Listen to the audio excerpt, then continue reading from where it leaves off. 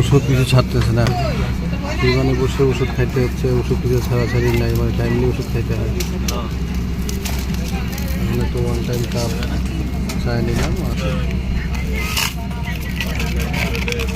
এটা দিয়ে নাড়া দিতে পারো, এই যে এটা চামচ বানাইতে পারো। বেশি করে আরো দাও, আরো দাও, আর দিব না, বেশি খাওয়া যাবে না। তো কিছু করার নাই, হ্যাঁ ফ্লাইটে বসে ওষুধ খাইতে হচ্ছে, করুন অবস্থা। আর আমি ওষুধ খাইতে খুবই ভয় পাই, এমন একটা মানুষ আমি ভাবছি। পানি অল্প,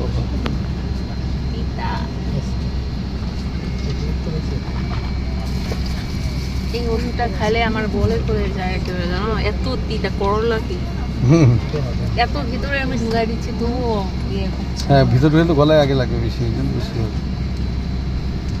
আর আছে দুইটা অলরেডি খাই নিচ্ছি, আর এখন বড় বড় বড় বড় যেটা খাই নিচ্ছি খালি খালি কম গলাতে। একটা খুলে আনছি, ওইটা কৌটার ভিতরে দিতে হয়েছে। এটা কখন খাবা? খাই নিলাম তো, দুইটা খাই নি বড়। গলা পিঠা খাবা তো একটু করে। হ্যাঁ দেখে রাখো কিভাবে বের করতে।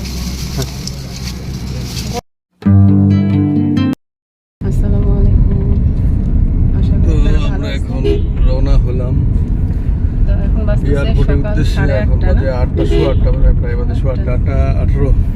তো প্লেন হচ্ছে 10:45।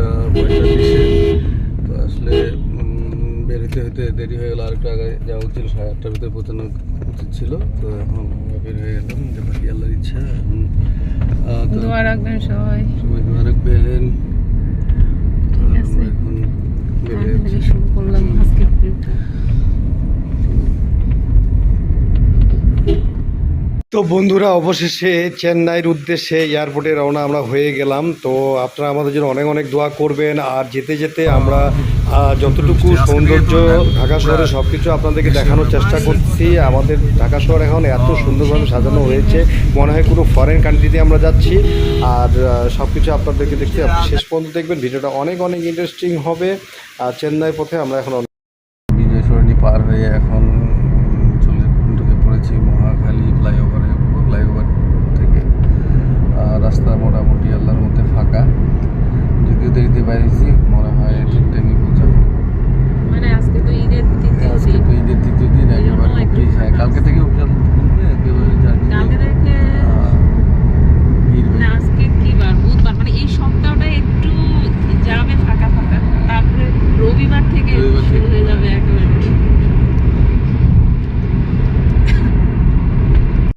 তো বন্ধুরা, আপনারা তো দেখলেন যে আমরা সব কিছু পেরিয়ে একেবারে রেডিসন হোটেল, তারপরে মানে সব কিছু পেরিয়ে এখন আমরা এয়ারপোর্টের কাছাকাছি চলে আসছি। তো অবশেষে আমরা এয়ারপোর্টের ইয়াতে যে রেডিসন হোটেল দিয়ে যাচ্ছি। আর এখন আমরা এই যে নতুন এয়ারপোর্ট পার হয়ে যে পুরনো এয়ারপোর্টের উদ্দেশ্যে রওনা হয়ে গেছি। তো এখন আমরা এই যে নেমে পড়ব।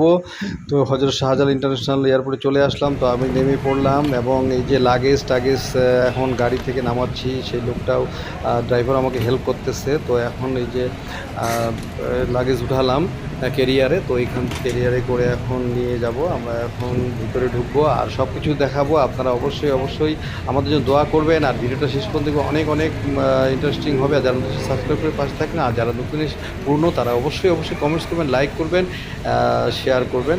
তো অবশেষে আমরা এই যে ট্যাক্সিওয়ালাকে, উবারওয়ালাকে টাকা দিয়ে এখন আমি ভিডিও করতেছি, আর সুবর্ণা আমার ভিডিও করতেছে। তো প্রচণ্ড ভিড়, মানে ঈদের 2 দিন পর আমরা মনে করছিলাম একটু ফাঁকাই থাকবে। যাই হোক, তারপরেও মোটামুটি টাইমলি চলে এসেছি, নাহলে আরেক অনেক অনেক বিপদে পড়তাম।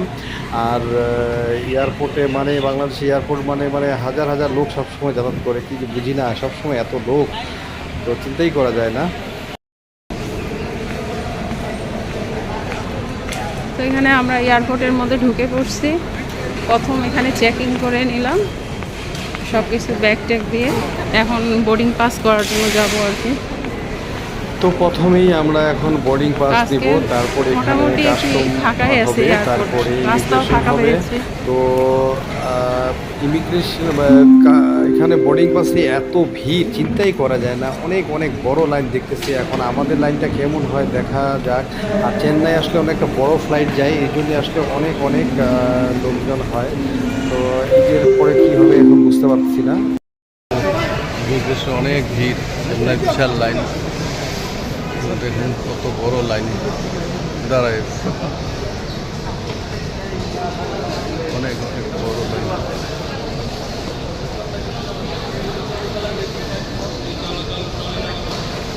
লাইন একেবারে মাঠ থেকে একেবারে চলে আসছে, ভালোই লাগে, আরও আগে আসলে ভালো হতো। দুইটা কাউন্টারে দুইটা লাইন।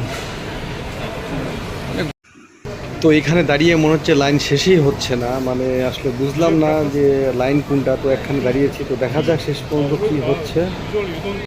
আর লাইন শেষ করতে হচ্ছে, কাউন্টারে এত ভিড়, মানে সব চেন্নাইয়ের পাবলিক মানে বেশি আজকে। তো ওইখান থেকে আবার এই লাইন থেকে আবার ওই লাইনে। হ্যাঁ, তো সুবর্ণার তো খুবই খারাপ লাগছে, অসহায়ের মতো লাগেজ নিয়ে দাঁড়িয়ে আছে। আর আমরা এখন আল্লাহর রহমতে সব কিছু কমপ্লিট করে এখন মেইন যে মানে চেকিং, মানে এক কথায় এয়ারে উঠবো, সেই জায়গায় কিছু ওয়েট করতে হয়, সেখানে আমরা এখন যাচ্ছি। তো দেখা যাক কী হচ্ছে। তো অবশেষে এখন যে আবার সব জিনিসপত্র দিয়ে আমার ব্যাগটাও নিয়ে নাও, বেল্টের সব খুলতে হবে।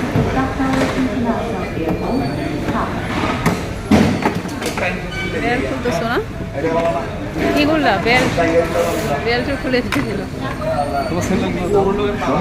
ও স্যান্ডেলও দিয়ে দিতে হবে, সব দিয়ে দিতে হয়।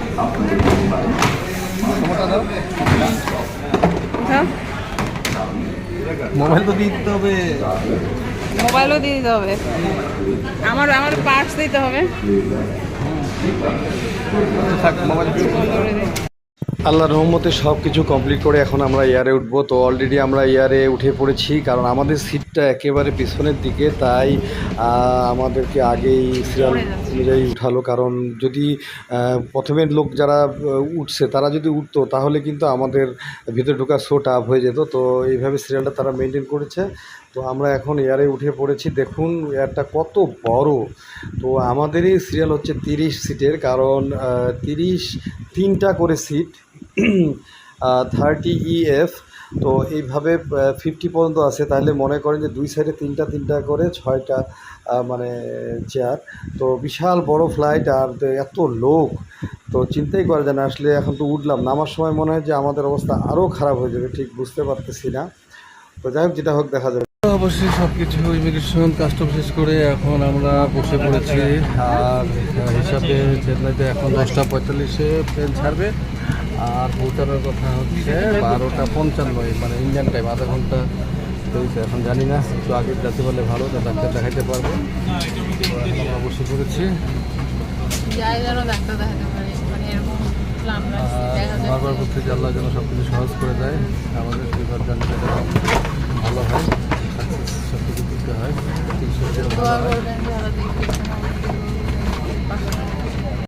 এই যে আমরা ইউএস বাংলা পাখাটার সামনে, আমরা পিছনে, আর এই যে পাখার পাশে পড়েনি, তারপর পিছনে চলবা।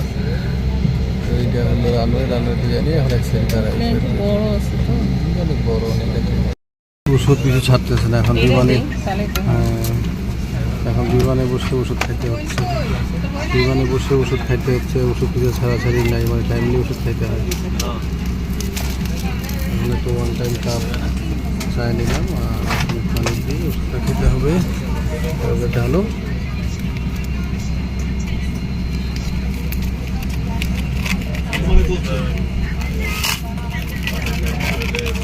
এটা দিয়ে নাড়া দিতে পারো, এই যে এটা চামচ বানাইতে পারো। বেশি আরো দাও, আর দিব না, বেশি খাওয়া যাবে না। গুলি খেতে হবে, এটা চামচ বানাবো নাকি দেখি, মানে ওষুধ খাওয়ার শুরু হয়ে গেছে, শান্তি নাই, বিমানে বসে বসে কি অবস্থা। আর আমি ওষুধ খাইতে খুবই ভয় পাই, এমন একটা মানুষ আমি ভাবছি। পানি অল্প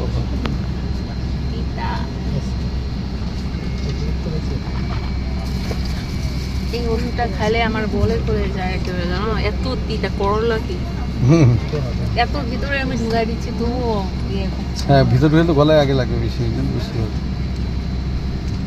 আর আছে দুইটা অলরেডি খাই নিচ্ছি, আর এখন বড় বড় গুলা হয়, বড় বড় যেটা খাই নিচ্ছি। খালি খালি কম গলা।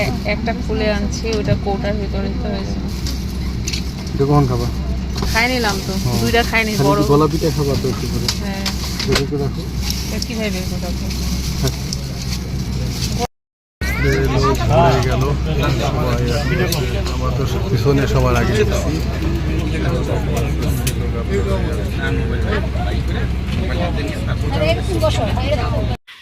তো ফ্লাইট আস্তে আস্তে রওনা হচ্ছে। তো এখন আমাদের ফ্লাইটে ফ্লাই করার জন্য রানওয়েতে যাচ্ছে। আর দেখুন সামনে অনেক অনেক ফ্লাইট আছে, তো সেগুলো অতিক্রম করছে। আর আমাদের ভালো লাগাটা আপনাদের সঙ্গে শেয়ার করতেছি। তো অবশেষে ফ্লাই করে ফেললো। তো দেখুন মানে খুব একটা অন্যরকম একটা দৃশ্য। এই জিনিসটা আমরা বারবার দেখিয়েছি এবং আমাদের চোখ দিয়ে আপনাদেরকে দেখাবার চেষ্টা করতে। তো ফ্লাইট একেবারে উঠে গেল, তো অনেক অনেক সুন্দর লাগছে। তো ভিডিওটা ভালো লাগলে লাইক শেয়ার করুন। আজকে এই পর্যন্তই, নেক্সটে অনেক অনেক মজার ভিডিও আছে। তো পুরো ভিডিওটা কমপ্লিট করা গেল না, অনেক বড় হবে, তাই তো আজকে এই পর্যন্ত। তো আমাদের পাইলট আমাদেরকে প্রস্তুতি গ্রহণ করতে বলছে, সিট বেল্ট বাঁধতে বলছে, বিভিন্ন ইনস্ট্রাকশন দিচ্ছে। তো অবশেষে ফ্লাইট এখন রানওয়ে থেকে রওনা হবে। তো আপনারা দেখতে পাচ্ছেন যে রানওয়ে থেকে রওনা হওয়ার জন্য ফ্লাইট অলরেডি স্টার্ট দিয়ে দিয়েছে। তো আস্তে আস্তে